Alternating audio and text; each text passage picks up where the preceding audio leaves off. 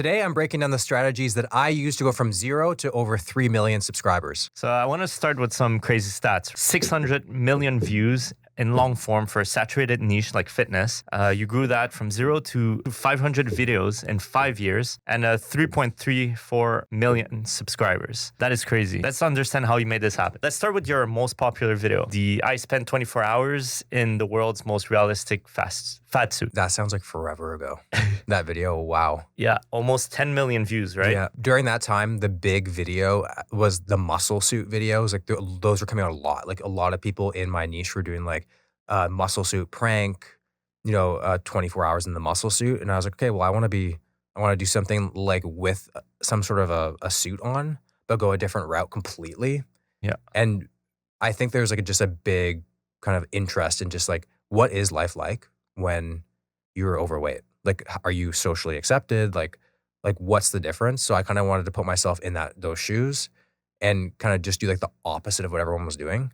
And then once I did that and it kind of like really hit, then you saw other people start to do the fat suits. So I think I look at like a lot of my videos where it's like, what are people doing? Like what about that is working and how can I twist that to make it a little bit different? Yeah, I mean, that's a great strategy. The classic yoink and twist, some would say. Mm-hmm. Yeah, I mean, you're absolutely right. That is like the correct way to go about doing it. So that was the idea. Now I'm just curious more like on the thumbnail, right? Let's study the thumbnail, right? Because that has been replicated so many times by now, right? Like too well replicated. Yeah, I would say. And we'll pop them up. Yeah. I'm curious how you came up with that thumbnail, right? Honestly, I mean, I feel like now if I made this video, I could give you a proper answer. Okay. I couldn't give you the answer as to why I did that during the time. I didn't really feel like I fully knew what I was doing back then. But I mean, I just think it's very clear. Like I'm holding the suit and then it's on me now. And I think just like with the arrow, you typically look from a thumbnail left to right. So I think you just like your eyes just visually, it goes with your eye movement. And then the realistic fat suit at the top. And I think just like the red t-shirt, it grabs you. Did you ever thumbnail change or? No. That was I remember putting that video out. And typically with my videos, even now, I have like I'll usually hit this many views in the first hour or like the first 8 hours and stuff. And back then, I was like looking at this video go and I was like, holy shit. Like it was going like crazy. Like usually it'd be like, in the first 2 hours, it'd be like 50,000, 60,000 views. And this one was like over 250,000. Oh, wow. Holy. Yeah. And I remember I was on a road trip during this. It was coming out and I was like, this is just like wild how it was happening. It was really cool. Wow, it's crazy. For 10 million views, that one single video, how much did it bring in? I have no idea. I don't look at that. I can pull it up. Yeah. Yeah, that'd be super interesting. Yeah. Put your bets in now. Okay, yeah. So for 17 minutes fitness, I'd say let's go with 100K. I'm gonna go with 80. I'm gonna go 83,500. Oh, I think you guys are both so wrong. Oh, it's gonna be like 160, isn't it? No less, way. Maybe. I think way less. 22,000. Oh, what? Wow. Yeah. It's a $2 RPM. That is way less than I expected. Yeah. Oh my God. RPM 234. Wow, really? How many ads do you have in this video? I have no idea. I think that's what I just pressed like YouTube picks. Yeah. Okay, well that might be why. Yeah, it's crazy because like some of the other videos I posted even within the past month have made more than that one. Oh yeah. Yeah. What's your RPM in general? I have no idea, man. I'm not that. Oh yeah, true. Yeah, I'm just like in terms of the only analytics I truly look at are just my views, my CTR, and my average view duration. So I let him look at the other stuff. Yeah. That's your goal. So yeah, talking about thumbnails. There's another great thumbnail recently that you guys worked together, which is the I tried ban energy drinks. Yeah. Maybe you can talk about that one. Well, also Vex since you worked on it. I mean, I originally was kind of like, oh, I don't know about this because I've always learned that like brand recognition, make sure like I'm visually like in the thumbnail, you can easily see me, like eye contact's important, or just seeing my facial expressions like super important. So I was kind of like, oh, I don't know. And I even messaged Vex and I was like, yo, do you think I should put an option in there like with me in focus? And he's like, no, don't. He's like, this is like, this format is like known to work. And then, yeah, clearly it worked. Yeah, I mean, the only thing I'd change here is like, instead of like the death surge, like maybe we get like a messed up looking like Red Bull, like that. So we were talking about that with the Ryan Trahan thumbnail last night. I think that'd be interesting. But yeah, I'm a big fan of this thumbnail. So does a bunch of things really well. So it still keeps your brand recognition for diehard viewers because even if you're blurred, I can see like, oh, that's Will. Like you have very distinct like face, you have like distinct haircut. Yeah. It's been the same for like ever. So in that case, it's really easy for the like normal guys that watch your content to be like, oh, that's good. So your core audience like gets served really well. And then outside of that, it's also really interesting because it brings a lot of attention to the elements that we want to be in focus, which is the band, energy drink with like Death Surge. There's like really good branding, really interesting. And then we also tap into that format that Ryan Trahan popularized, who I guess you're like pretty kind of similar to in terms of like execution of videos with 1 star, 5 star. In this case, like we could do like the half star, like didn't sleep for 3 days, which I think is your copy. I had something different, which works really well. And then we have the product band, where if like at one point in time when you went to like buy like Jack 3D supplement, like they had like a little banner which like this product has been banned that was under it. So I think that works really well where we get the so that's the mock-up I had, which was originally was be like you holding a jacked tub, which is like I mean it is a banned energy drink and it does make sense in like the more hardcore communities, but like why is that banned? And then I had on there like it's steroids product banned, but as you can see like a lot of those design elements still like went through to the kind of like final image, which I think works really well. It works really well in the tech niche, which is something I look at a lot. Marquise Brownlee and Mr. Who's the Boss really like nails this, where it's like they want you to look at the thing that they're holding up, which is the product, which is the video about. You also can tap into that audience interest because it's like, oh, I know this is Marquise's video, or I know this is Mr. Who's the Boss video because of the fact they're in the thumbnail, but obscured a little bit, but you still know who it is. So I ran it here and it worked really successfully.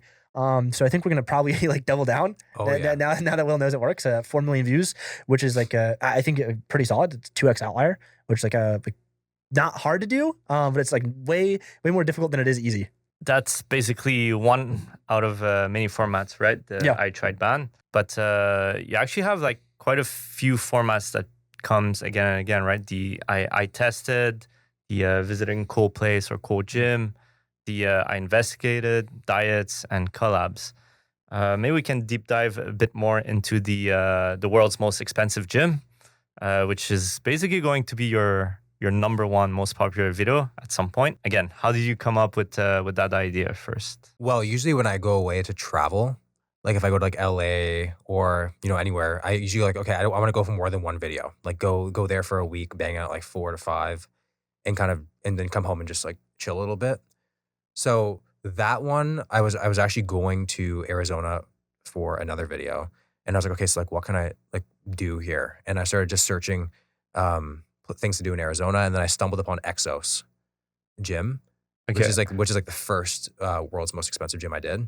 And I kind of like looked more into that, and then I started to find articles that this is like one of the most expensive gyms in the world.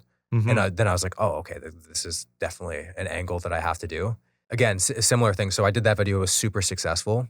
So then I was going to New York, and I was like, okay, well, I got to think of some more videos. So I just started randomly searching anything for like gyms in New York, like what's new in New York, like just New York news. And then literally within like the same week that I was searching all this stuff, like this Continuum club opened up, and it was like, it's coming, and this $10,000 a month gym. And I was like, I have to be the first YouTuber to do this. So like I messaged them, and then fortunately, like it doesn't usually happen like this where they just get back to you right away, but he got back to me like right away. Nice. And he's like, yeah, you can come. So now I was like, okay, I know this is going to work. I know exactly the thumbnail that I want to do. Yeah. Because it's proven to work. Right. And like I just can't go wrong unless I royally like mess up the video and I just don't perform to what I know I can do. It's gonna just crush. Can we bring that thumbnail up? Yes. I think it's a really interesting thumbnail. Not one I designed. I think this is like Ollie and Will. So it'll be interesting to have Will break it down because I think it's an exceptionally good thumbnail. Personally, I don't like it. Really? Yeah. You don't like it? No. Why? Because it seems way too childish for me, for my taste at least, and it just seems like a little bit over the top. And I mean, if I was scrolling, I'd be like, okay, this is fake for sure. So, I mean, the only reason, like if I look at my previous one, it's the same kind of vibe, right? Where I golded everything out and had like the supercar and stuff. This one just seems a little bit more Photoshoppy for my taste compared to my other one. But I just anything gold, man. When it comes to like expensive gyms, you have a gold dumbbell or like gold outside. It just seems to just, for some reason, perform. I mean, it works on the Mr. Beast channel. Yeah. The gold toilet, the gold seats. Yep. It's data back. Basically, people relate that to luxury, and they want to click. They want to see the dream. Like 10K gym, that's crazy. That's basically $300 a day. Yeah, which is what most people pay for a year. Yeah, when you think about it. Yeah. So yeah, are there even more expensive gym out there in the world? Or that is the most expensive gym membership in the world right now. Yeah. Okay, wow, it's Yeah. crazy. Give it a while, and there'll be one in Dubai I'm for like, sure. every year I'm like, I'm searching it right away. Yeah, because I'm gonna do another one. That's great. No, That's a for good idea. sure. It's also really smart because like you double down on that format really hard, and it gives you kind of like a unique advantage where it's like, I'm not gonna say where other people can't do it, but it's like from their perspective and their audience perspective, it's like socially frowned upon if like someone like takes that idea. So it's like kind of nice there. But it's also like something that like every year, right? There's like a new one you can make an updated version on. So like it's almost like an evergreen bucket in that sense where it's like you can keep producing content. And also like these videos do great out of the gate, but they also do well over time. They're just entertaining. So yeah, I mean, this is like I think a slam dunk video idea, even if you don't like the thumbnail. I personally like the thumbnail. Yes, it is a little bit Photoshoppy, but it does work really well. And I think if Ollie was here, unfortunately, he couldn't join us because he's British. He would probably be like, yeah, this is a good thumbnail because I like it. I understand the concept, and I think it's actually really really well done for what it is. But I think it's funny because I think we were talking on the way here. The thumbnails I like always don't underperform on the A/B test. Mm-hmm. It's always like I find the ones that are more aesthetic looking and more like realistic looking always underperform, and then the more like Photoshoppy, like kind of like you're like wow, like always do better. It's the Yep. more efficient ones, Yeah. basically. Like this one, you clearly see Gold Gym, Bugatti, you. 3 elements, super clear. Mhm. Whereas when they're more aesthetic, it'll be like a lot of little tiny details that you don't know where to look, but overall, it looks beautiful. That was, again, one of the formats. The other format is collabs, right? That's a big thing on the channel. You've collab with Francis and Ganu, Sebum, Mhm. all your friends, YouTubers. I'm curious, how does one prepare for like a collab? Do you hit them up? Do they reach out? Usually it's only me. I feel Oh, like there's okay. very few Really? people in especially the fitness industry that are as like content driven as I am. There's probably like a handful of us. And it's usually that same handful that kind of goes to everybody and it's like, yo, do you want to do a video together? And like they're just like, sure, yeah, let's do it. The beautiful thing about collabs is that there is no preparation because like you can just feed off one another. Like it's not all about you. Like when you have the camera just at you, there's so much pressure on you to be able to be the one that's entertaining. Whereas like you can kind of like riff off one another and then one guy can take over like a segment and then you can kind of just like back off a little bit. So it's really easy. Like I could film 7 collabs in 7 days and be like completely fine, not burnt out. But if I did Mhm. 7 videos on my own in 7 days, I would need to like sleep for like 2 weeks, because it takes Right. so much mental like strength to actually do all that. Mm-hmm. So that's a beautiful, like it's collabs are good because they're very low effort and like depending on who it is, the return is great Oh, yeah. because you have a lot of overlapping audience. People want to see you guys together. And if you don't have an overlapping audience, like you're going to gain their audience as well. So it's a really big win-win situation. However, for me lately, I feel like collabs are not my thing. Oh, Ooh. interesting. Why? Yeah, I just think my best videos are when I'm on my own. I used to really rely on collabs because I think I got kind of lazy, to be honest with you. I think I was just like, I'm gonna go to LA and shoot 7 videos in 7 days, like and make them like really simple and then just come home and chill a bit. Mm-hmm. Like that's what I did. And it's like it's not that it didn't work, it worked. But then I don't know, I started to like not enjoy it. Right. And now I think that like with how I like to make videos now, it doesn't resonate with me and like the audience. I think it's kind of like almost weird, to be honest. Oh, Because I think there's more of a personal thing in my personal storytelling in my videos that you kind of miss when you get a collab. I feel like people watch me for a specific reason, and when I collab, you're not getting it. yeah. Well, compared to other YouTubers where they'll go, let's say Mr. B is more for the concepts of stuff. They go to you for you, basically. Yeah, Which then ends up creating a pretty strong community, I think. exactly. Well, people follow you for your humor and Mhm. all that. Yeah. Yeah, no, I mean, I think it's interesting because you can just track this on your channel where it's like earlier on and like even like up to kind of recently, like the collab videos are great because if you were talking about the audience cross-pollination where you get their audience and like they get exposed to you and then they'll stay for you and keep coming back for your humor, your wit, like kind of what you present in the videos because it's a unique offering that other people don't necessarily have. So that I like a lot. But yeah, I can understand wanting to deviate from that, right? Where it's like you're doing collabs to do collabs at that point, and then just picking it up yourself, having like maybe yourself filming or one guy filming, and having you be the main subject of whatever you're doing, like performs better, and people like that. It's the same reason why people like Ryan Trahan and like even like Casey Neistat to an extent, like back in the day. So yeah, I think it's interesting. I do think there's like room in the future for like bigger collabs for you, rather than just like, yo, hey Jeff, or hey like Jeremy, or hey whoever, like let's do this, let's do that. Absolutely, yeah. I do think that one of the things that I was so collab focused that it actually took away from my ability to think of videos for myself, like to just do on my own. So it kind of makes me wonder if I wasn't in that mindset, like what other videos I could have made, because I was just so like tunnel visioned on I'm going here, who lives here, and like let's collab with them. And now it's nice to kind of be out of that headspace where like I'm still open to doing collabs, but like now I'm like I would like to just shoot something on my own in this space wherever I'm at. Gives you a lot of freedom. That's fun. Yeah. Yeah.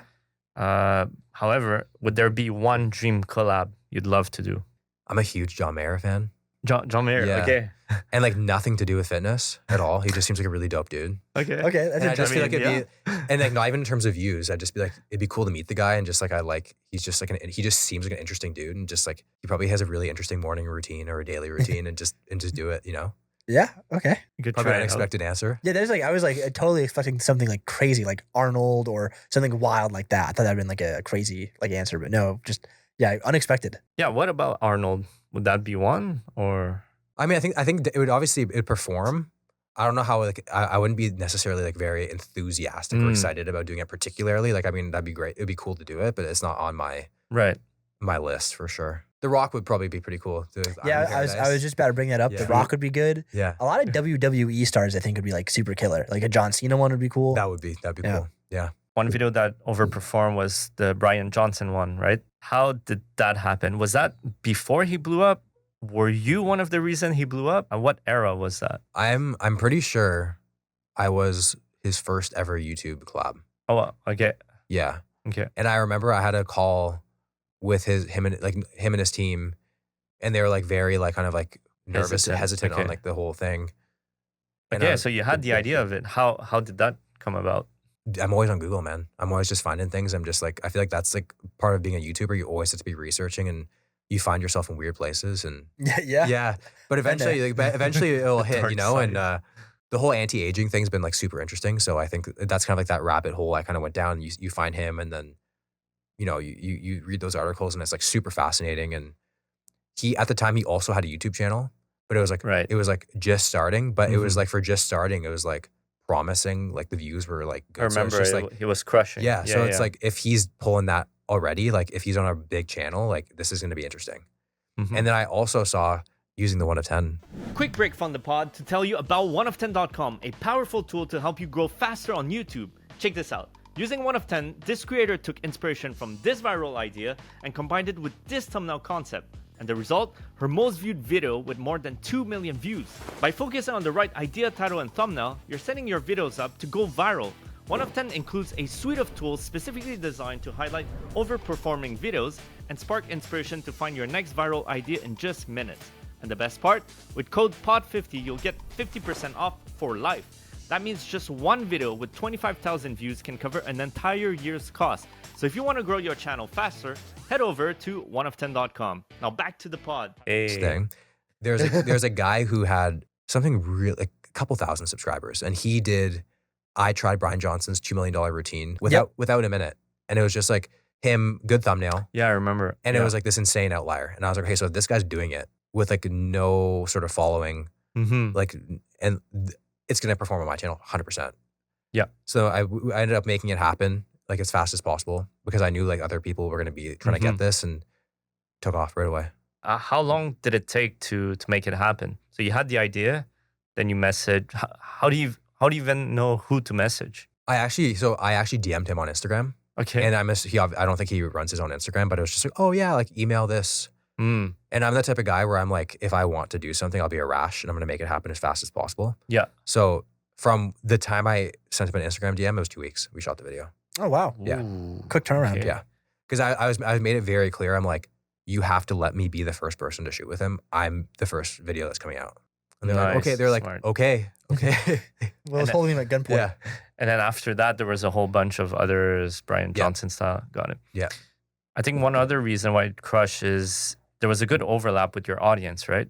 Maybe we can talk about that. Like, what exactly is your audience? Because fitness has a broad appeal, let's say. But what's your niche, you would say, in the fitness world? I'd say my niche is like for like the, not for the hardcore gym goer. It's more so just for someone who's just like wants to be healthy, who's interested in the gym, Mhm. but it's not their life, who, you know, wants to just be overall just generally fit. It's not that serious, and that's kind of like what my whole channel is all about. It's all just about joking around. A lot of people who watch my channel and don't even work out. They're just like, yo, this is like, you make it fun. Yeah. So that's why when I'm out on the street, I'll get stopped by like, you know, a 16-year-old kid just getting into the gym, or I'll get stopped by like someone's grandma. You know, it's like, Really? like, yeah, like I'll be wow, at that's cool. Walmart and she's like, oh, I'm just getting my groceries, but like, oh, I watch your videos. I'm like, oh, like, thanks. And she's like a grandma. So it's a very big like demographic of like all age ranges. And like, I have one of the larger like female audiences like in the Yep. fitness space. Like a lot of guys, like What's your percentage, female, male? it was like 15% female. Okay. Yeah, Which 15, is quite high 17% in female. that space. Yeah. And like a lot of guys I see have like maybe like 3 or 5%, you know? So it's like, it's a much greater. And I think it's because I'm not like in the gym. Like it's not all about that. It's very few of my videos are actually focused on that. It's just like, let's take a broad, like a mass appeal topic and can we sprinkle health and fitness in it in some way? Yeah, that's like a really good kind of analogy.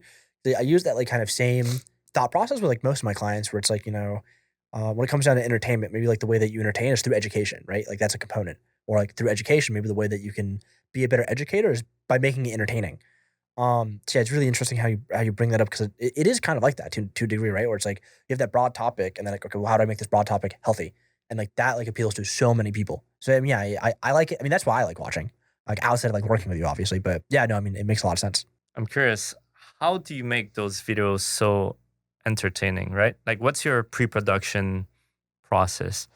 And we can go from the beginning. How do you come up with those new ideas in general? It's a lot of just like sitting in my head Okay. when I probably should be like, like you're just paying like attention to thinking my, like this? yeah, Okay. I'm having a deep conversation with my wife and she's talking to me about something serious and I'm just thinking about ideas and she's like, did you listen to what I just said? And I'm like, yes, yeah.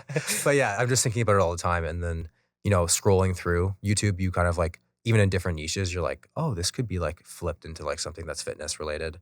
And then like Mhm. working with like you guys, it's like, I get a whole list of new ideas I never thought of before. Nice. But it's just like nonstop thinking about it. Like I have a note in my like phone and just write down, even if it doesn't make sense, I like a video idea with something with this in it. And you know, it's just constantly you're building upon that. And then eventually you can kind of make something. And then you something have that makes sense. backlog of ideas. Yeah. And And then we build upon it. And then, yeah. do you have criterias of how to choose an idea to go forward? Like a time of production it would take? I do. Yeah. I would say like, I used to not. Okay. And I think one of the main, like one of my favorite things working with you guys is that like I've eliminated dice rolls. Ooh, yeah. Oh, Right? that's a good one. Where I feel like I do a lot of videos. I used to do a lot of videos where I'm like, I like this idea. I think it's going to resonate and perform, but then I put it out and it doesn't. Yeah. So I feel like I was doing a lot more dice rolls than I wanted to do. I want more sure things, especially when I'm like lowering my frequency of shooting. I'm like, I'm only putting 3 videos in a month. They have to hit. So it's nice to like bring an idea to like you guys and then it's just like, no, I don't think this is going to work. Let's do this instead. Mm. And I'm like, why is this not going to work? And then I get a high level, you know, like feedback, which is kind of like what I'm looking for. Like, it's like, I'm the only one like in my kind of like inner circle that like does this stuff. And I'm like, I do well at it. So if I ask somebody their opinion on it, they're going to be like, oh, well, he knows what he's doing. Yeah. So like, yeah, it's going to work. But it's nice to like kind of like have someone to kind of like humble you and like be like, this is not going to work.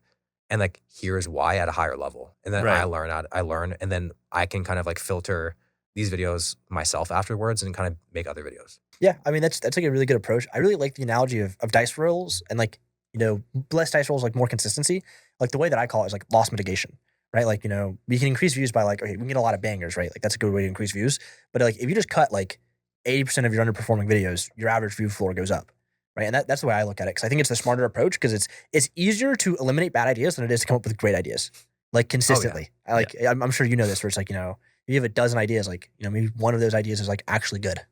So yeah, I mean, I think that's really smart. And I also think that it's interesting where it's like, because you've like, I'm not saying that you've outsourced the thinking, but like, you know, you've outsourced the risk management to a degree, right? Because that's kind of what we're there for. And like, it's interesting that you brought up like, oh, when I ask other people in the industry, they're like, that's a great idea, because like they only see your successes, right? Yeah. So yeah, I mean, I think that's all like really good viewpoints. How long in advance do you... So let's say you have an idea. How long it takes you to record and then to upload? Ooh, okay. That's very dependent on the video, like what time of the month it is, like where I'm at and kind of like my scheduling and stuff. But lately, a lot of the videos that I've been doing are a lot simpler and like don't require a whole lot, like surprisingly little. Like I could come up with an idea and like shoot it in 3 days and like shoot it. Nice. Like I'll come up with the idea, do some general basic research, shoot it, done. Some other ones take a little bit more time, like depending on like how much like information I actually need to like explain or I need to travel anywhere. But the ones that I enjoy the most are like the simplest, and not because I get them over with the fastest, but just because I just feel like that's the most me and like the most I Right. can just like show myself to the audience. And it's just like very like raw and like very like unprofessional in a way of like how it's produced and stuff. And that's just like Right. my wheelhouse. And just luckily from that kind of a vibe, it just doesn't require as long of a turnaround. And going back to the Bryan Johnson one, like you had to go there, you brought your team. How was that planning going in IRL? Because you never know exactly what's going to happen. So I'm curious how. Yeah, that was an interesting one. So my team's just me and one Oh, camera guy, all my right. my best friend. And he was an interesting one because I was speaking directly to his assistant, and she was like, okay, well, you guys have to be here exactly at this time, and you have only 2 hours to shoot because he's busy. Oh, wow. So we literally show up, she comes out, grabs his mic, because we wanted to do a thing where we kind of like met at the front door. Yeah. And then, so she like gets his mic, clips it, and she's like, okay, we're ready. So like, I And then it's- genuinely met him for the first time in the video, and it was just like, go. And it was just like, there was no time to set up. It was just Right. like, okay, follow me inside. We're gonna put this thing on, and then we're gonna get to it. So it was just like, bang, bang, bang. You kind of just have to adapt and like, Yeah. not overthink it or get in your head that it's not gonna be okay, and just kind of go through the experience. And one thing that I've kind of learned from doing this now is that like, just go with the flow. Don't get in your head. Just go with the experience and actually take in the experience, and don't think so much about like, I used to always think about the edit while I'm shooting rather than just being in the video and then thinking about the edit afterwards. And I think when I do that, the video actually ends up coming so much better. That's actually like a really interesting perspective because it saves you a lot of headache during the edit, I'd imagine. Yeah, like I could see some of the most like I've traveled and like done some like awesome things, and like I kind of like then I'm like flying home and I'm like, I didn't even experience it because I was just so in my head about executing this video Mhm. rather than like, let's just be present, let's just shoot this and have fun. People will actually see it. Like my subscribers see the fact that I'm like happier, it comes out better. I ask better questions because I'm there, right? So like, and then it's just all around just like way better just to not take it so seriously. Reminds me of Ryan Trahan style. Have you guys ever talked? No. Or? Okay. No, yeah. It would be a good convo. That was one type of IRL, the interview style. But what about the others? Like lift this and win $500. Like, how do you go about doing that without knowing what's going to happen? Do you enjoy that? I don't.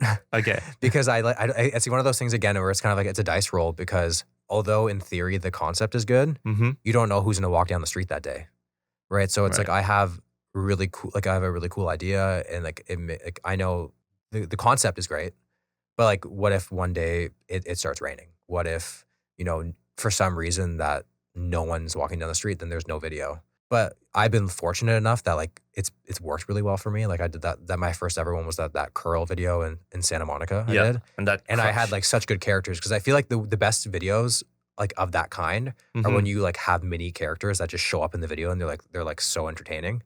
So Yeah. I was fortunate, like every single person that came by was like such a personality and offered so much to the video, and I could kind of riff off them, and it just like created this whole like cool dynamic. But then I've also in the same token had videos of that same nature where the people, like, no offense to them, like they didn't ask to be in the video, but they're just like they're kind of boring. Right. They're just gonna try it and try to get the money, but there's no actual like interactions, which is what makes the video. So then for me, I'm like, I don't know, it's not a sure thing.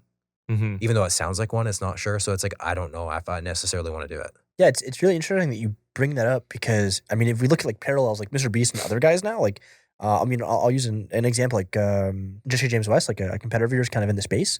Like when he does these videos, and so does Beast, like they get like guys who can do the things in the video, but they also have to like screen them, so like they're good on camera, right? And they have to like play it up. They have to like almost play a character. Like you've seen like Jesse James's like Versus series, right? Where it's like he gets those guys who are like also going to be good on camera.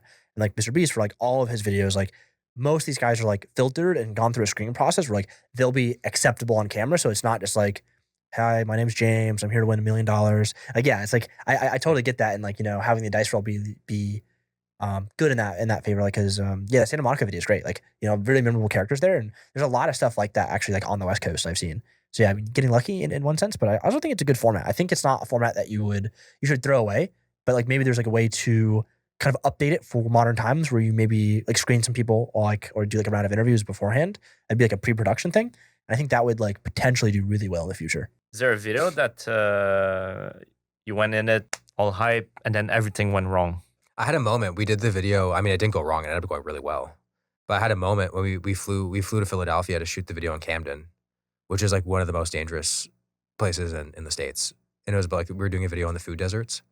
Food desert? Food desert. So basically where it's like very hard to access fresh food. It's very like impoverished there, and crime's super high. And so we were staying in Philadelphia. We were going to drive there in the morning and shoot the video. And me and like my video guy were just like, for some reason, getting like kind of nervous about the video. And we're like, let's go drive through Camden right now, like in the middle of the night, and just like kind of see what we're kind of up against. And it was a bad idea. And we got like super nervous about it. I'm like, I don't know, like this, like there was like guys like coming out on the street, like looking at our car, and it just seemed like a place that you just don't want to be. Mm-hmm. And I was like, we're going into this video and like we're expecting to like interview people and like talk with people in the streets, and it doesn't seem like that kind of place.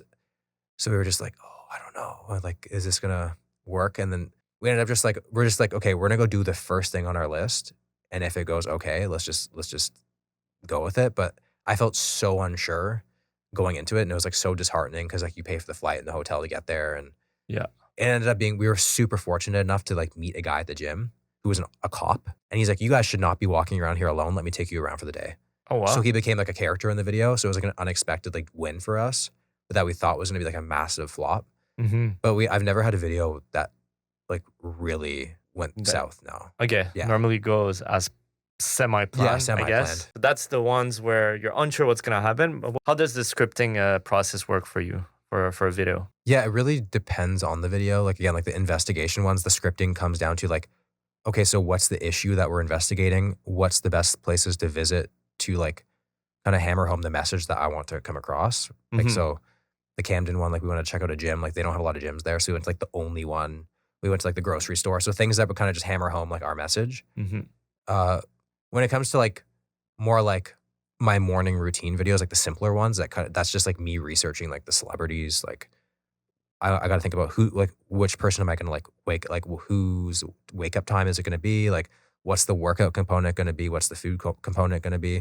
So it's a lot of like the little kind of things like that, Mm-hmm. which is the beauty of the collabs because there's no really research. It's just, you just show up. The scripting, yes, it's just pretty much like planning your segments, like segment 1, segment 2, segment 3, segment 4. And then from there you riff off. And then in terms of like, are you talking about like the jokes and stuff? Yeah, we Yeah. can talk about that actually. How do you write those jokes? So that also depends on the video. Like we'll be like, I'll put an example and maybe we can talk about how you I'll give came an with example. that.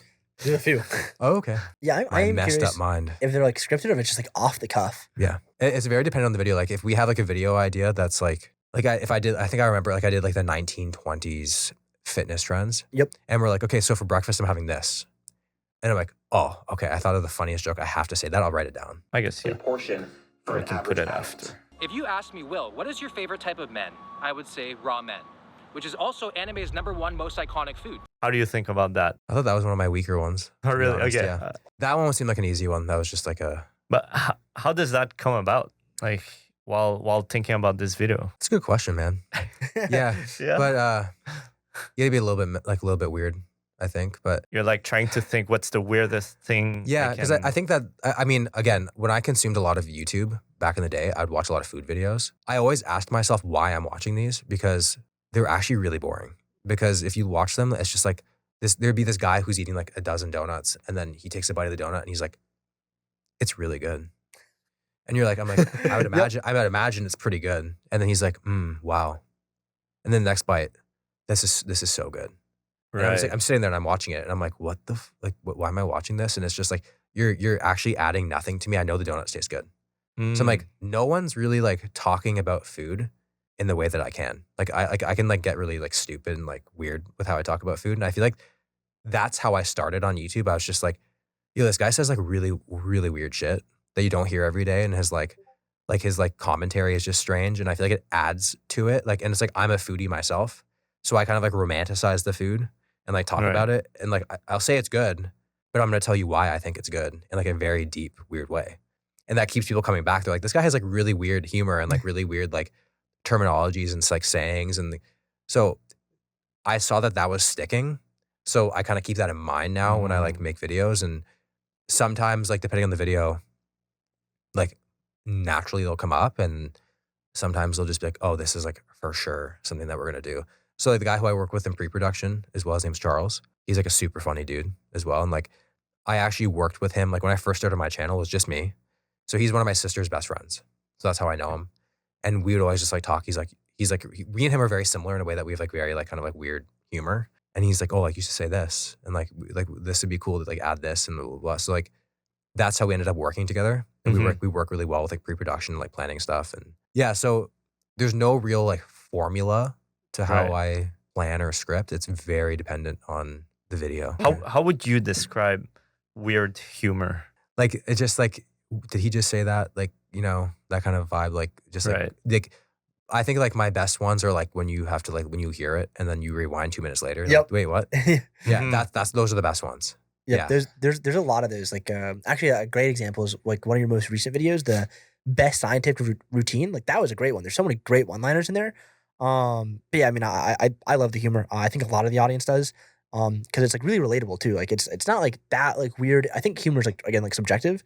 So like I think classifying it as like weird is probably not good. It's more like dry than anything. Yeah. And it's like witty, right? So it's like the raw min one's like, I guess it's witty. It's Richard's favorite. I thought it was a weak one as well. Yeah. But I mean, if we listen to others, I don't know if it was part of the good ones. After a 2-week all-inclusive, that is insane. This is like a look into the future after a 2-week all-inclusive cruise. For example, that was just real. That was on the spot. Just on the spot. Yeah. Okay. Or if not, because that's a true statement. That's how I would look. Okay, there's a lot off the cuff that you do as well. Okay. I mean, the thing is, you can't tell. It's all good. Like, it all makes sense in the video. Yeah. Because, like, you've kind of conditioned your audience to be like, this is what to expect. I feel like at the same time, it's like I built such a name for that, where people expect that. Yeah. That when it's not there, people let me know that it's not there. Yeah. So it kind of gives me like a bit of a pressure that I have to have like a sprinkle something in it. It was like my most recent video, I was with someone's mom. And I'm like, especially like, first of all, with like women, like, and it's like a mother, don't feel necessarily that comfortable. So like, obviously I would like kind of keep it like tame. Like I'll say whatever I want in front of my own mom. I don't care. But like, you know, like, I can make her feel so uncomfortable, whatever. But like when it comes to like other people, like I'm not like disrespectful, you know, like I can very easily read a situation and like, I don't want to make someone feel uncomfortable. So like, but when I saw that, I'm like, damn, like, am I really like, do I have to do this all the time? Because it's like, at the same time, like, I'm maturing, I'm getting older. I started this at 24, I'm 30. You know, like, it's like, do I see myself doing this like when I'm like 40 with children, making these dumb jokes all the time? Like, I don't know. Like that's like, hopefully I don't have to like rely on it that much. But when I see those comments, I'm like, okay, I still got to do these, you know. But for you, it's fun to do those. Yeah, it's fun. I just feel like sometimes they're forced. You know, like like depending on the video, like, you know, like if it's more of a serious video, or just depending on like what it is, like I won't want to do it because I feel like personally it takes away from it.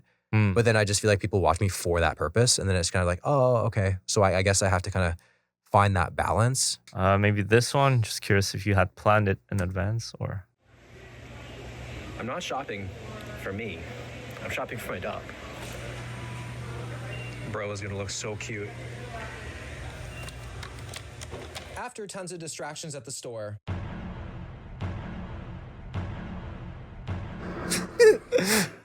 Like that whole sequence is funny. That whole sequence is like super, super funny. And it's just like, I guess you would say it's like crass humor. And I think it's like relatable for the audience. Like the audience at all like said something like that, like in high school, middle school, like it's like relatable, right? I've always thought walking into a pet store is like walking to the back of Spencer's. You know, it's like kind of weird. You know what I mean? So I just like, that's just one of those things that I've always. That is funny. Yeah, I can see that. It is there is a line there. It is Talking about this one, the morning routine one. I'm just curious how you thought about this video specifically, because I know it's super data backed, the whole morning routine stuff. So yeah, just curious if you can talk more about the idea behind it. It just sounds like, I mean, when I say it sounds like a me video, I don't even know how to explain that. It just sounds like it's a very simple video that I can elevate in a way. Like, again, kind of going back to like when I was talking about the food, like you can sit there and just eat donuts and say it's good, or you can do it how I would do it. and make something so simple like more entertaining. And I think there's a big opportunity there to have like just such a basic video, just like with a little bit more energy. Mm-hmm. And again, like we was talking to like Vex and Ollie and like that was one of the things that was on the list for a while because we really wanted to come back to like, I mean, at least I really wanted to come back to like what I used to do. Yeah. And that's a lot of like home videos, tripod videos, just things that make me feel the most fulfilled and like the best. And that was like a really good one to like fully rely on myself, you know, and just like, and test that theory to see if it still kind of like resonates with the audience. Mm-hmm. Yeah. It's also like super well data backed from like a technical standpoint. We can break it down a little bit. So the scientifically like blank. So Jeremy Ether, I think does like, I don't know how to pronounce his name. I'm sorry. But he does like the scientifically backed like bicep routine to blow up your biceps, or like scientifically backed workout to blow up your chest, right? Where it's like really good in that aspect. And we know like the morning routine is like a big niche. Like you've done it, I think maybe like 2 more times now. You've done it a few times, and I know other people have done it. I've done it for clients in the past as well. So like we know it works really well. And then the scientifically backed makes sense with your audience, which is like a fitness background because they would probably watch the Jeremy videos or at least know. And it also is like interesting because it gives you like a little bit of an authority, like you're testing out like an authoritative thing. And the thumbnail, like I think the thumbnail is great. We really, really like that thumbnail. Oh, the first draft? Oh, not the first draft. The first draft, I'm like, yo, do you guys like this? Vex like, oh God, no. What Yeah, was like it? the left side's horrible. I mean, yeah, Ollie had to say, Ollie said it nicer, but he had the exact same sentiment where it was Ollie like, always says it nicer. yeah. It's both of them Yeah. combined. Angel and you'll have a devil. good time. Yeah. But yeah, no, I mean the left side was like there was no icicle. It wasn't clear that it was cold. It was like the shade of blue like pissed me off. Yeah. Like that's the best way I can That's describe literally it. what you said. Yeah, it's like Yeah. this just makes me angry. Yeah. Because it was just like unreal. Like you would never have that shade of blue ever in the world ever. And then you had like you were in the sauna and like the sauna like was like a window. It was like an airplane window. And, like you could barely see you. And I think this is better. It just opens it up, makes it way clearer who you are. And then like the sauna really comes elevated because we get through the red light in up top. And then we moved you down a little bit so you're not behind the text. Yeah, it's really scientifically backed idea number one. And then once we you know cleaned up the thumbnail, it was really good. Yeah, like this is one of the ones where I saw the thumbnail and it's not like I was like, oh, this is great. And like they hated it. It was like I knew something was off about it. Mm-hmm. And then this is kind of like the moments that are like the gold for me where I learn. It's because like, I'm like, so like, what's wrong with this? And they're like, well, it doesn't look sciencey enough. Okay. And I never thought of that, right? So it's like the title, we know what the title was. I look at it. Okay, so how can we make this look more sciencey? So then like, I remember Ollie and like, they were like, you should add like more of like a modern shower head. Yep. Like, you know, really like, you know, like YouTube it up. And I was like, okay, like that makes a lot of sense. Add the red light on top of like the sauna there, which we didn't have before. You know, we didn't have like the dial where it says -4. on the Right. Yeah, because shower. it didn't show because you were talking about cold showers, but it Yeah. just looked like a normal shower. So Exactly. It's So, like, add the ice as well. Yeah, we had no sort of like, there was no indication that it was cold. So there was all these little things that like now, like that like is a huge learning experience for me Mhm. now. So like going forward, it's like, I'm going to be thinking like that, which is like a huge win. I'm curious, basically, Vex, all the 1 of 10 strategy team, how has it helped you like with the channel overall? Oh, drastically, man. Like it's like one of those things. I mean, you can even see like the views is just, it's just Mhm. again, it's like kind of like really like like kind of zeroing in on like what we know will work. Yeah. You know, and not saying that like all of them have been like, we there's like times to like, you know, test, but whenever we do test and it doesn't work, we have an answer for it. You know, it's not just Yeah. like, I'm like, what the heck happened? So it's nice to know that. And then the really good thing is that it's just not like, it's like, sure, we have 2 calls a month, but it's like, I'm like one of these like very like, what's the right word? I'm trying to think of. I'm like Analytical. what? Analytical? No, not analytical. I'm like a very like self-conscious girlfriend or like or boyfriend. I don't want to be like sexist or anything. That's just like I need like reassurance. So I'm like Yep. always messaging them like, yo, is this okay? Like, is this okay? And then they're always Mhm. getting back to me. So it's like it kind of feels like although it's like 2 calls a month, it's like you genuinely have like 2 people on your team that are like working with you, which is like super cool. Mhm. So it's like Nice. it's very worth it in that sense that like I just feel like I always have like it's like 24/7 support. Yeah. And like it's not just the calls that they're working, it's like literally like they answer any questions and then the calls are just like the icing on the cake. And then it's nice, like what do you want to talk about next time? It's like, okay, we'll do that. And it's like there's a list of stuff and we go through it and it's like it's made my job a whole lot easier, which is Nice. it's been great. Oh, that's awesome. Well, guys, if you need help with your YouTube channel, there's a link in the bio, and you can have Vex, Ollie, the whole team help you. One of us, yeah. Nice. And blow up. And before getting into that, let me tell you about how the 1 of 10 strategy team can help you grow your channel much faster and make more money. Our team has directly worked with over 100 YouTubers to grow their channels by optimizing their content, focusing on the right strategies. So for example, here's a video idea, title, and thumbnail that we crafted for Mike Shake that ended up getting 22 million views and being his most popular video of all time. Another example is the content strategy we built for Callaway, helping him go from 0 to 70,000 subscribers and grow a 6-figure business on top of that. And those are only just 2 of many creators the team has worked with in the past 6 years. So if you're ready to take your channel to the next level in the next 90 days with daily support, video reviews, winning ideas, titles, and thumbnails, and even 2 calls per month to answer all your questions, head over to oneof10.com/strategy to book a call. I want to talk also about another format, right? The diet. And you talked about food being very important for you. I'm curious, how do you come about on content strategy related to the food world? It's a lot different now. When I first started, it was like, how much can I physically consume? Like, how much shit can I put into my body? How much can you? I've done 20,000 calories in one day. Yeah. You did the because you've done like a 10,000, eating 10,000 calories and burning 10,000 calories. Yeah, I've done that. That was a crazy video. I've done 10,000 calories of healthy foods, like with just like egg whites and like fruit. I've done 20,000. Like literally my superpower is eating a lot of food. Okay. I mean, the thing is like, when I started YouTube, I was like shredded. And then I kind of got into like the grind of YouTube. I kind of like, I put my like physique goals on the back burner a bit and like I was like focused on content. And like, I definitely noticed a hit, like I gained body fat, Mm-hmm. you know? So yeah. Did that affect that? The fact that you were eating basically fat, but you have a fitness channel? How was that reception with the audience? Again, it all came back to like, I was like, there was an angle of fitness in it. It's like if I was eating 10,000, I was burning it. Okay. If I was doing 10,000 calories, it was either healthy. The 20,000 calorie challenge was early days YouTube for me, where like, I feel like that content wouldn't work anymore. Where like, like the big food challenges would crush back in like the early 2020s, you know? Now it doesn't work, but for me now, like you can see, I only eat healthy fast food. So for me, like I'm very focused on like my diet and my training now, that if I'm going to do a diet video, it can't take away from my day to day.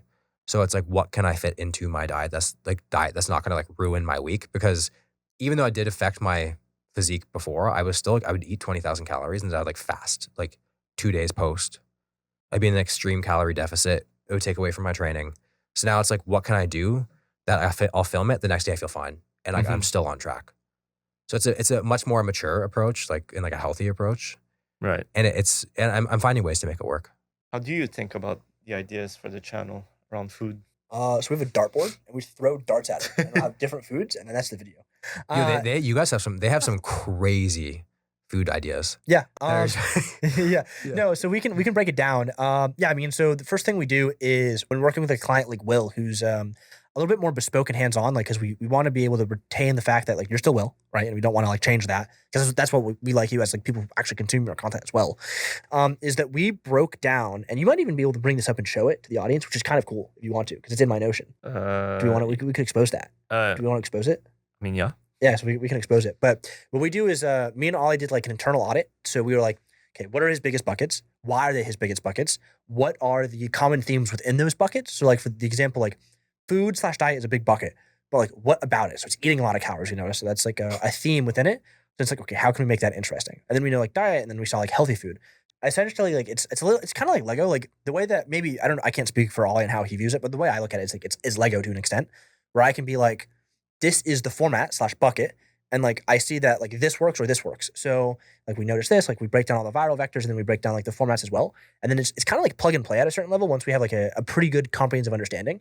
So for me, it's like I've seen a bunch of videos about like only fast food doing well. And I think you've even done a video which is like eating only fast food for 50 hours.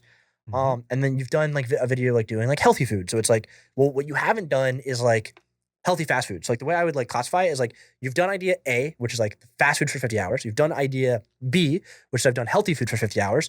But what about healthy fast food? And then what we can do there is like, that's maybe not the best example of like a good way to come up with an idea, but that's how I come up with that specific idea, or like help come up with it. Because then we can back test it with data or look for data to support it. So it's like, okay, like you have the Ryan Trahan secret menu items. Then you have like fast food hacks that have like done well in the past. So like there's enough data where it's like, this actually would potentially do well, right? So then I can pitch that. And then like in addition to like other food stuff as well, it's like it's the same thing. Like Ollie might have like different things, but now that we have the 1 of 10 tool, We can go really, really hard where it's like we can see outliers with outside of your niche of fitness. Like maybe like the kids niche might have like a food related idea, or the food niche might have like a really interesting, innovative idea, or the diet niche, which is like food, might have an interesting idea. And then it's like we can combine this with your stuff, can give it a little yoink and twist, and we can come up with a brand new angle, or we can find an angle that works for your channel and just slot something that you haven't done before that has really good data validation, like TikTok food hacks that are healthy. Maybe not like that specifically, but like a TikTok food hack would do really well. So yeah, I mean that's kind of how we come about doing it. That's kind of how we come up with a few of them, like the healthy fast food one. I think I'd have to look like all the ideas that you've done, because some of the ideas are still ideas that are like in your backlog that we've helped with, and some are like new ones. So we'd have to like break that down, like which are which. But that's how we came up with the healthy fast food one as well. So yeah, so like as you can see here, like hopefully the audience can see, is like we have like these notes, we have like all the things here. So it's like personality versus personality thing. I tried thing, activity, daily routine. I tested to. I bet if you even go in the daily routine, go down. Yep, open that up. Yeah, so like we have like I tried a 100-pound weight loss daily routine. You've done others, but go don't leave. If you go to the 50 hours one, so scroll down there, like the 50 hours is like only eating weight loss food for 50 hours, right? So we're like, okay, well, healthy fast food, like fast food is like really like permanent, or not permanent, but it's like really ingrained in the audience. Like you have a major North American audience, another thing that we look at.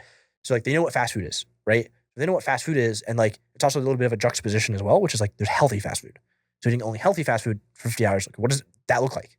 I'm curious. So that's kind of how we come up with that, and then kind of just like send it and see what happens. But we send it with like data. It's like no, we're not trying to land a rocket on the moon without like binoculars. Like we have a telescope. We kind of know what we're doing, and sometimes we land on the moon and sometimes we miss. Not as often though. Not as often. Yeah, I don't think we've not had like a massive miss yet, which is nice. Like we're gonna try to keep it up. We understand now idea, title, thumbnail, how you're doing it, right? How about for shorts? How does your mind work for that? Because you got one that really killed it, right? Like 73 million, I think. Yeah, it's crazy. Yeah, exactly. Yeah, I don't. So think, let's talk about that one. Yeah, I mean, I don't really necessarily think about shorts at all. I should. Okay. I mean, a lot of people do it. I don't really post them that much. So if you see, like, this is like literally one of like maybe 4 original shorts I've ever shot. Oh. Okay. Yeah. And like this is because like I knew I was gonna go collab with Eddie Hall, World's Strongest Man. Yeah. I've seen like the bend bar do super well. So I was just kind of like doing something I knew that would work. And that was kind of like literally the whole gist of it. But in terms of like my shorts, I don't really necessarily optimize it. I kind of just try to like, find high retention spots in my videos or like the most interesting thing, kind of like break it down into like looking like a trailer, and then hopefully get them to come over to like the long form. Doesn't necessarily convert all that well. Yeah, this one's a big eye opener for me in terms of like I should probably start doing shorts, because that took me 2 minutes to shoot and has 72 million views. It's kind of like, why not do it? Yeah, it's also like really interesting because like this is a great short. Like it's got like escalation where like the viewer has to watch all the way to the end. Also, it's with Eddie Hall. Not say everyone knows Eddie Hall, but like the title "World's Strongest Man," Ben Bar. Like, it's such a good one. And we've like pitched like long form ideas like World's Strongest Man as well, because like it's really good. Yeah, I think I'm very like I'm a person. I very much only focus on long form content. That it takes me away from everything else, like shorts, Instagram, TikTok. Like I don't do any of that stuff really, because I'm just so focused on like every bit of time I have to focus on anything. It's like towards long form, because that's like my passion and the only thing I really, really care about. And I just can't imagine myself looking at shorts the same way I do with long form, because I feel like that would just spread myself too thin and potentially take away from my success on long form. Well, for example, this one, you got 72 million views, but did it bring anything tangible for you? Like It's a lot of subscribers. Do those subscribers convert to long form? No. Yeah. Exactly. So does it actually bring anything? Yeah, I feel like with shorts, like now, I mean, like subscribers mean less than ever. Yeah. You know, like you see all these channels now with like 10 million subscribers, and they can't even crack 100K on a video. Do you care about that? Reaching 10 mil? I mean, I think I think it'd be nice. I was like talking to Vex about this. It's just like, if your kids talk to you like, yo, like, Dad, do you do YouTube? And you're like, yeah. Look at the wall. I have all the plaques. That small it's like I completed the game, but like now I have 2, so it's like I have that 1 left, but it's like it's a lot to do. I mean, I wouldn't necessarily like enjoy what would come with 10 million subscribers if I actually got it how I currently get it. That is true. But it would be nice to just say like I've actually completed the game of YouTube. Yeah. Or is it 100 mil the game? Oh God. There's like different, like that's like, those are like for the guys that are sadistic. Like to get 100 mil subs, like you either have to have a massive team, like there has to be something that's fundamentally wrong with you. Yes. Like at a core level, like you're just wired differently. I just feel like in general, being a YouTuber, there has to be something different about you. No, I think it depends. Like I think most YouTubers are creative. Like that's like we could have a whole podcast just on that. Like, but I think like YouTubers who like want to get to like 10 mil, like that's like it takes a different type of person to hit 10 mil. Like, Yeah. You really have to like want it. And like you're talking about like, and maybe we've talked about it. Well, we're shooting a video alongside the podcast. You've talked about it, which like the 2 a.m. nights, like editing, like hating live, like wanting to quit, but it's like you keep coming back and doubling down. Yeah. Like just keep going all in every time. Yeah, it's funny because like a lot of times like I'd be like in the midst of like a heavy, like I kind of call them like seasons, like in like certain, like where I go through heavy shooting seasons and then I have like my off seasons and stuff. Yeah. And like by the time I'm done like the heavy seasons, I'm like, yo, I hate this shit. I Wait, want can you talk about that? Like, what do you mean by heavy seasons? I've noticed for me, I work better when I bulk my videos together versus like being like, I'm going to shoot one video a week. I just feel like it works better for me. I'm like, okay, this week I'm going off. So you'll be planning multiple videos for that 1 week? Yeah. Oh, wow. Yeah. So Okay. I just go ham and I get like as much done and I'm just like fully immersed in like, let's like execute this. And then I just kind of like step away. Mm-hmm. And how does that look? How many videos would you film in 1 week? I mean, I would say like 3. Oh, wow. Yeah. 3 for 1 week. And then the next week, another 3? No, It'll I'm be done. 3 I'm and then you're done for I'll like... be like, I'll shoot 3 Okay. and then I'll take like 2 weeks. And I'm like, I'm like writing the next ones, getting ready for it. Got it. And like, I've Okay. just noticed for me, like that works better than me being like, I'm just going to film once a week. I don't know why. It seems like a lot more sustainable probably to just do like the one a week, but I just feel like it's better. I just like get into the action and then dip out. Is there ever like an off switch? So like you talk about like always working on the videos and like the kind of like the batch recording. Like how do you like totally tangential, but how do you unwind? Like how do you like do a vacation? How do you like spend time with your wife? Like how does that work as like a YouTuber? Because like you really kind of have to like essentially like eat what you kill. So like if you don't upload, like you don't make money or you make less money. This has allowed me to do that. So I noticed that when I was like filming every week, Mm-hmm. I'd be like, okay, so I'm filming this video, it's done. Okay, so now I'm planning for next week. And it just seems so close. So it'd be like kind of getting closer and closer versus like I'm going to batch shoot. And then now I have a couple of weeks. So then it's like that first week, I'm like, okay, I know I'm good because then I have the whole next week to plan. So it actually allows me to kind of like step out of it for a bit and actually step out of it truthfully rather than just like kind of being like thinking about it in the back. Yeah. So that's one of the biggest reasons as to why I do this now. Okay, it makes sense. Yeah. But what I like, kind of going back to like the reason I brought this up was that I would get to the end of the week and I'd be like, yo, like I hate this. And then like, I'm like, okay, yes, I got my break. And then like 2 days later, I'm like to my wife, I'm like, I actually really miss shooting right now. So it's Dude, like, yeah, it's like as much, it's like such a love-hate thing. I always say I hate YouTube. And then I'm like, I love it. I get it. Believe Yeah. me, I understand. Do you think doing that method has helped you not burn out? Absolutely. Ooh. Absolutely. I feel like, again, whenever it's constant, I think it's just like a recipe for disaster. I just like, I like when it's like, yeah, you just go, I call it my season. Like, it's like, here's the season, let's go. And then I get it done. I execute. And it's like, I'm so prepared for it because I have so much more time to plan that there's no like second guessing. There's no like uncertainties. It's just like, I know I plan to like the date, the time, and it just feels good. Any advice for anyone watching what to do to not burn out? I think that honestly I think that when you first start, you kind of have to. Okay. I think Yeah, no, I think that Okay. when you Take. first I like that start, take. like you You have go to like, all in and yeah, man. I think that when you first start, you really just have to like let it all hang out and do it.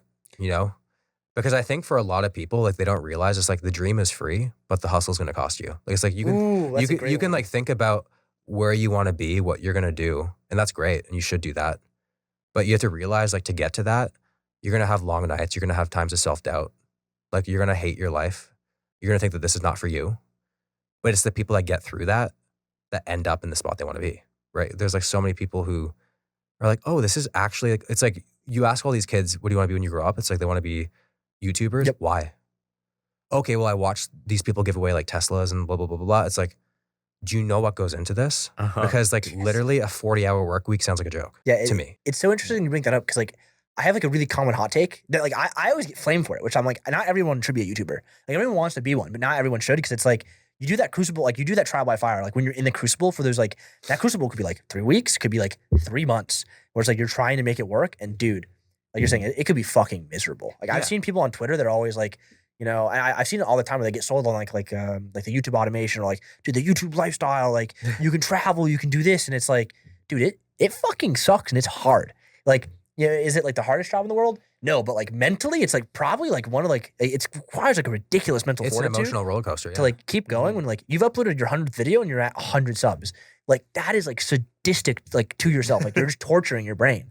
Like, dude, like when's the payoff gonna happen? And then like the 101st video, dude, could be like 10 million views. Changes your life forever. Yeah, right? so I'd ask those people, it's like, why do you want to do this? Do you truly want to do this? Do you want to do this because you want to get famous? Or do you want to do this because you're literally a creative person and this is what fulfills you and makes you happy?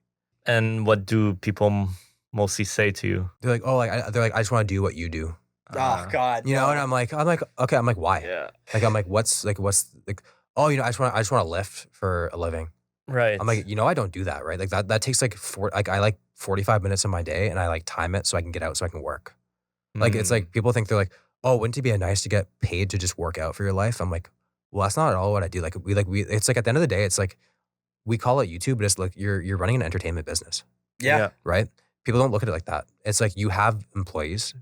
There's a team of you. It's not just you and your camera. Like there's a lot that goes into it that people don't really understand. And then I just be like to all those people, like, try it for 2 weeks.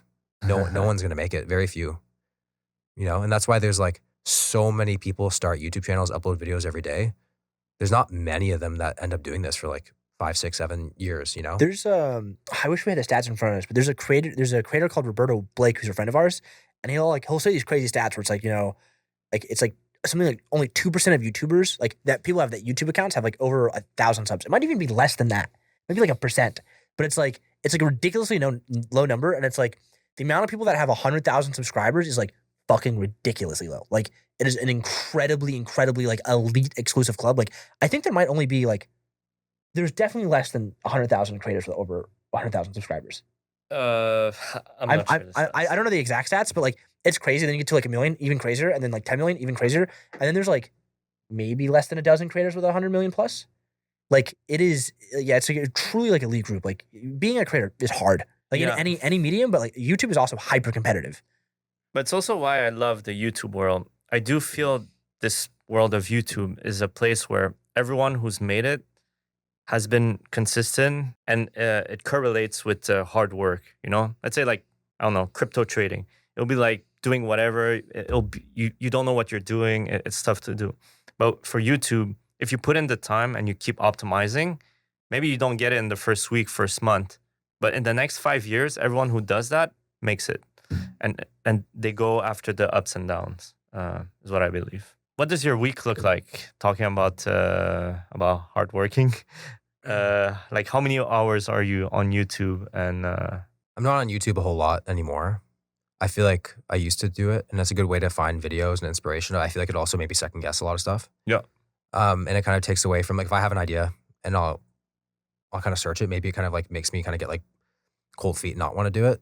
So I kind of, my most of my days really do consist of just like researching and like what that would look like, you know, like it's a lot of like dead ends, but it's more like just like planning is like consuming to make sure, like if you're not planning, you're not gonna get anywhere. You're like planning your video, like planning content. Yeah. I'm planning my content. Like I have like things coming up in May, like that I'm gonna be like taken away from like filming stuff. So it's like I gotta prepare. That's like the work is doubled now. Where I'm like I have to shoot double so I can take some time off in May because of whatever. But you know, it's you know, research, planning, like solidifying the plan, having data backed with the plan. Yeah. You know, getting any sort of locations. It's a lot of like waiting and like headaches, like asking people to do things and, you know, meeting up with people. People in this industry are not really reliable. You know, they don't really get back to you a lot of times. I find it very surprising a lot of times. You what kind of people? Like if I want to do a video at, let's just example, like a restaurant. Right. Okay. It'd be like a mom and pop shop, and I could like reach out to them, be like, I'm looking to do this, Yeah. and then nothing. They like read it and like no response. I'm like, there's so much opportunity here for you guys to like advertisement, and Yeah. but then eventually they get back to you in like 5 days, and then you like get back to them right away, and then it's like another waiting thing. So it's like the things kind of juggle around that. But then also it's like a lot of my videos now too, or like I'm shooting them, but then I shoot parts a little bit later, and like so I'm shooting a little bit, researching a little bit. Voiceovers take a lot of time, so I'm like recording voiceovers. So there's a lot of like little things. So it's basically like a lot of like fine tuning videos, you know, like meetings of videos, fine tuning thumbnails, taking thumbnails, which take a lot of time. Mhm. So a lot of little things. They don't seem like massive projects because they're not, but it's Right. a lot of small things, which makes it kind of stressful. You're stressed. Would I'm you say stressed, you're Oh, yeah. stressed all the time? Yes. Oh wow. Yeah, And why that burden? It's stress on you, basically. You're putting the stress on I know. yourself. I know. I don't know how to explain it. I feel like every YouTuber would probably say the same thing, and have no idea how to explain it. Interesting. I think a lot of us like we associate visibility with success, so we think that the more that we post, the more successful we're going to be. Mhm. And the second that we kind of take some time off, we're going to disappear into nothing. So I think there's like a stress being like, we have to continue this cycle of like outputting content, and just like you make this video, you spend so much time on it, and that's only 1 week. And then you think about it, and it's like, it's so daunting, and it's like, you're going to be doing this for years, and it's like, you're going to have to continue. And it's just, you're like, oh my God, am I going to run out of ideas? Like, I just have a really good idea. Is this kind of like the cap of like what I can come up with? And like, when is the ideal funnel going to end? It's like, I like to think that there's like infinite amount of ideas. We hope. We hope, but I don't know. I feel like one day I'd probably run out. I don't know. No, I think there's always a new like good idea. Constantly ideating leads to just better ideas in the end, is what I believe. How about, are you happy? Yeah. Oh yeah. I used to Okay. not be. I used to go through so many different waves of YouTube. Like, I mean, I'd say predominantly at the beginning I was unhappy with it. Okay. I just didn't really know how to handle it. I never put myself first. Like, I'd be like, I'm so content focused, business focused, that I would like put my like relationships to the side. I would never see my friends. I would like Mm-hmm. not take care of my health as much as I wanted to. I was always healthy, but I would skip workouts for video stuff. I would like eat out more than I'd like to. But like ever since I turned 30, I don't know, like, I mean, 30 is not old by any means, but I was just like, I gotta like, shut up, man. Yeah, I was like, what am I doing? You know, like I was like, this stuff is supposed to be fun. Kind of, I'm trying to get back to why I started it and kind of have that mindset. I don't think I ever will have that mindset again, because at the end of the day, it's my business. But I'm trying to get as close to it as possible, where, you know, I'm kind of making what I want to make, how I want to make it, not really worrying about the production. Because I think a lot of people, when you grow big on YouTube, you feel like you have to grow with it, in the sense of it has to get more glamorous. The ideas have to get bigger. Production has to get bigger, but it doesn't. It all really comes down to like executing the packaging, just getting better at storytelling, but still keeping those things simple. Mm-hmm. And that's kind of what I'm getting back to. And like, I'm kind of like having a life again, as weird as it sounds. Like I found a schedule that works for me. I kind of have like days where I'm like, Wednesday, Sunday, I'm taking my wife out. We go do stuff. Like, That's I'm like nice. prioritizing stuff. I'm like making sure to see my friends more. Mm-hmm. And it's just like overall made me a better YouTuber. And I'm like way more productive on the days that I work. Right. So I just feel like stepping back has been like the best thing ever, and just like putting yourself first. And then it just makes you more excited to get back at it. Basically, a better balance of Yeah. career and social. Yeah. So yeah, you've gone through it all, I think, up to the 3 million subs you have now, and almost a billion 3.4, views. man. Get it Yeah, right. sorry. 3.4. Yeah. Gaining 4,000 a day. Come on. Gotta know these stats. And for a lot of people, you're living the dream, right? So what's one piece of advice you'd give to someone wanting to grow on YouTube, maybe more specifically in the fitness world? Make sure you want to do it, Mm. and like find a good reason why. And in terms of how to do it, I do it reverse of what everyone tells you to do. I think everyone's like, oh, like, you know, like just start putting stuff out, which you should. But everyone's like, put stuff out and make and keep it simple, and like just do like vlogs and just like put your content out there. I'm like, that's bullshit. I was like, what you should do is like put stuff out, but like have it mass appeal content. Like have content that like no one has to know who you are to click on that video. Get people to click, learn about you. Once you build a following, then you have earned the privilege to make vlogs, more personal stuff. Because people actually Right. like people care about you at that point. You know what I mean? So it's like people are like, oh, I'm making these videos. I'm like, okay, let's see your channel. And it's like, okay, here's my back day. I'm like, why do I care about your back day? Like everyone knows how to do a lat pull down. Everyone can do a barbell row. What makes you more special? Also, nobody knows who you are. So I'm going to watch somebody who I recognize to show me the exact same thing. So my advice would be like, start, have some cool ideas, show your personality, be different. Don't try to copy. And then grow your audience and then earn the privilege of building that fan base and that community and then make your more personal content. Nice. That's great advice. That is really good advice. That's something I tell a lot of people I work with, and like even like just the advice that I gave on Twitter is like no one knows who the fuck you are. Like that's like the reality. It's like, you know, unless you have like multiple million subscribers, no one knows who you are, and like they have no reason to care, right? So you have to give them a reason to care first, and then you can start like introducing them to like your personality, and then they'll know who you are.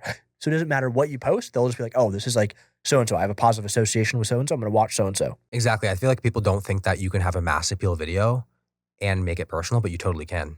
Like they think you have to be able to sprinkle your personality into those things. And you're like, oh, I like this guy. Like he's funny. Like he says weird things. He's kind of awkward, which is great. And then it's like, it makes you kind of like want to know more about him as a person and his like upbringing and stuff. And I think that's the best way to go about it. I'll let you ask your favorite question. Ooh, this is my favorite question. This is like my all-time favorite question. Probably not as good as your, what would I eat for my birthday? If I could eat anything I want. That's a good question as well. Yet to have answered. Yeah, yet to be answered. It is, if you could invest into YouTube channels like stocks, imagine your channel is the Will Tennyson YouTube stock, right? What channel would you buy and why? Probably Ryan Trahan.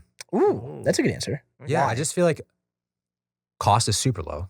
Like I feel like there's not a whole lot of cost. The guy's shooting on his The P&L sheet is good. on his phone. Yeah, the P&L sheet is good. Yeah, I mean, I think that he just has longevity in that style of content. Like it's not like he's really like revolutionizing the world. Like he's not like crashing Lamborghinis into trains and shit like that. But like it's very like approachable content. It's content that I can see all ages watching, all genders watching. Family friendly. Ooh, that's actually a big one, I think. Yeah. And I just think that like I think he's just overall like a really good kind of, you know, it seems like a good person. You know, he just seems like somebody who, you know, he gets like very excited about the simple things. He seems very genuine. He just seems very like not cocky and just seems like a good, you know, a good role model for people to just be like, just like genuine, true to I've themselves. heard from others as well. He's a good guy. Yeah. So I think I would back him. I think that again, like, and also like he seems to, at the same time, kind of portray that he doesn't know what he's doing, really knows what he's doing, and I think that he always seems to kind of like put a good video out, and it just seems to always be consistently performing. He never really has one of those videos where it's like, whoa, it really underperformed. So I think he kind of has a down path. He has a good team. It seems happy. It seems like he's kind of figured out his like work-life balance. Like he doesn't look like he's gonna like kill himself, like, you know? So yeah, I think there's longevity there. So I think I put my money there. That's a good one. I think it's a smart one. I think it's a safe bet too. Oh, that's a crazy question. I've given like a ton of different answers because like I'm exposed to so much more content, right? So by being exposed to all that content, like my answer changes. Like I'm still like really bullish on like education-based channels, like just in general. Because I think it's interesting. It's like it performs better for people. It's like easier to learn from like education-based channels as well. Like high-level science and like things like that. I think it's like a really interesting niche. Like if I could buy like an index fund, I just buy those channels. Like the Veritasiums, like they always like end up blowing up really well. Math channels specifically. I don't know. I really don't have a good answer for that. Like there's a bunch of channels I buy. I don't have like one that like I'd put my life on this one. Because like there's just I buy them for different reasons. Right. So I don't have a good answer for this. I mean, it changes all the time. Yeah. Every time I get asked it, it's always I always say something different because it's like I've watched something or I found something out that's new. Offended you didn't say me. I thought it was gonna be. I don't think I'm joking. I don't think I've ever said any client channels because like I don't know if I invested in these. Like I know these clients, like I love them, but like man, sometimes you guys are crazy. In a good way. Like you know, maybe a Will Tennyson cooking channel. I'll invest in that. Okay. When that comes out. Yes. Yeah. That'd be a great idea. Is that something you would think of as a second channel? Because we know food works. We know on the business side, food works as well. It's kind of just one of those things where it's like more filming. You know, so it's just like it kind of adds more to the plate. Yeah, always on in the kitchen. That'd be cool. Yeah, like a 24-hour live stream. Oh, that'd be interesting. Yeah, like a Truman show it. Yeah. Last question: what do you think is the best video ever on YouTube? Oh man, I don't consider. Oh man, don't say the one that you told me. That no, last night. Yeah, I don't even know if I can actually answer that question. I don't watch that much YouTube. Like in the past, you've seen maybe. I have an answer for that one. Yeah, the Minecraft one, right? Yeah, I've got the Forge Labs. I survived in a zombie apocalypse for 100 days. I think that is like masterclass video. I think it's like top 10 of all time. In my opinion, top 10 of all time. My personal number one until it changes. My powerlifting meet one. I entered a powerlifting meet without practice. Oh, Good one. I thought your body dysmorphia video is like top tier. That was good too. That's like I think that's my favorite video of yours by Really? far. Oh yeah. Yeah. I think it's like really because it's relatable. Yeah. So your second favorite video of all time on YouTube? Maybe like top 50 of all time. Holy shit. If I had to rank them, I'm I honored, watch man. a lot of YouTube. I Yeah. watch like 30,000 long form videos a year. So for the average person, that's like top 2. Yeah, exactly. Yeah, So there the you average go. person is top Yeah. 2, but yeah, it's definitely top 50. Maybe top 25 is really good. It's a really good video, I thought. thanks for joining us on Thank you, the guys. 1 of 10 podcast. I'm sure a lot of people will be able to grow on YouTube. Guys, if you're interested to grow on YouTube and have a personal coach and strategist with you, you can click on the link below and fill the form. And if not, you can watch our full day in the life with Will Tennyson. So